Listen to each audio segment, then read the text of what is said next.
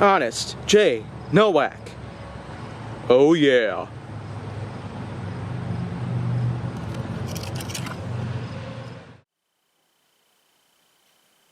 A pleasure to meet all at last, and welcome back to Flying with the Foam on HGN. So, here at Honest J. Nowak, I might as well make it clear that with all this new material that I have coming to the channel, and all these new things that are going to be adaptations of HGN as a whole, the channel itself is certainly going to be chock full of many new things around here and there.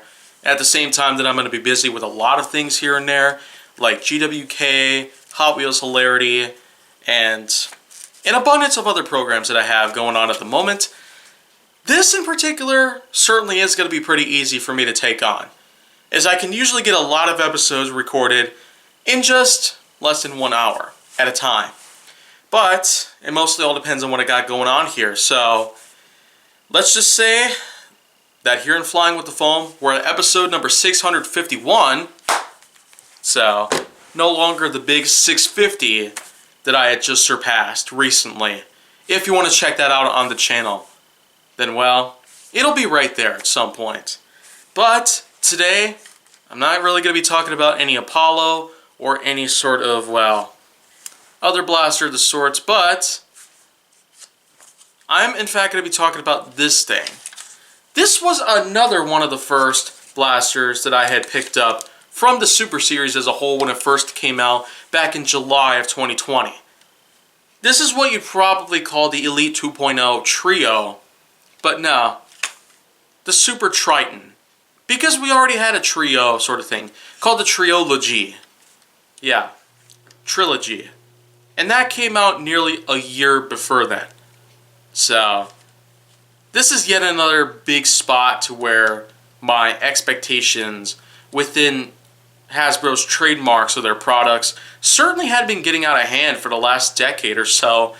And wow, to know that I have been talking about stuff like this for that long already, I might as well keep going because I feel like I'm making some pretty compelling arguments at this point. But the Trio, or Triton, as I'm certainly going to be calling it from this point going forward, is actually a pretty decent blaster for what it is.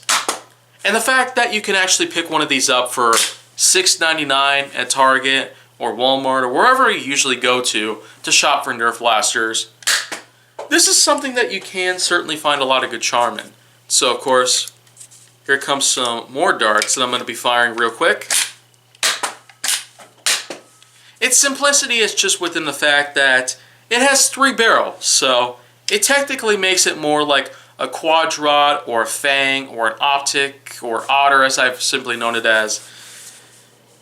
The Triton certainly may lack a 4th barrel, but it certainly still has itself a good charm because of its 3-barrel design, which is probably the reason why they call it the Trio, but no, I'd probably just call it the Triton. Much like Poseidon's Trident, as it's typically referred to.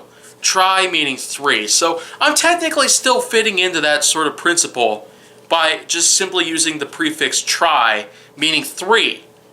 3 barrels. So, yeah, I pretty much cracked the system as it pretty much is, but you know what? That's totally fine. It may contradict the fact that when I talked about the Novatron / Novatron Supreme, of course, it was called the Tri-Strike because of its usage of 3 different types of ammo in there: Elite Darts, Mega Darts, and Demolisher-style missiles. But of course, that was pretty much just my way of just calling it the Novatron instead of the Tri-Strike because of the fact that we already had a Tri-Strike, and it was a Super Soaker crossbow blaster. But the Triton here is certainly a lot more than just trying to fend off on the name Trilogy by just being called Trio. So, that in a way is a bit of a contradiction on towards my Novatron review, but of course you can always make your own compelling argument about, well, adaptations or the kinds of names that are trademarked, but what's that got to do with the blaster itself? Well, I guess not too much. Why would they call it Trio? That's pretty much a better question that I probably should say at this point. But anyways, regardless of what the name is, it's still a decent blaster. A reasonable... a reasonable price of $7. I mean, for a simple blaster like that, it almost seems like a bargain. If they dropped it down to maybe a third of that price, then it'd certainly have a lot of people lining up waiting to go buy their own. So of course, that's probably another big way to get your bucks together. But in any ways possible, I will still say that it is, in fact, a nice blaster for what it is. A nice starter if you want to start somewhere in any ways when you're getting to Nerf collecting like myself.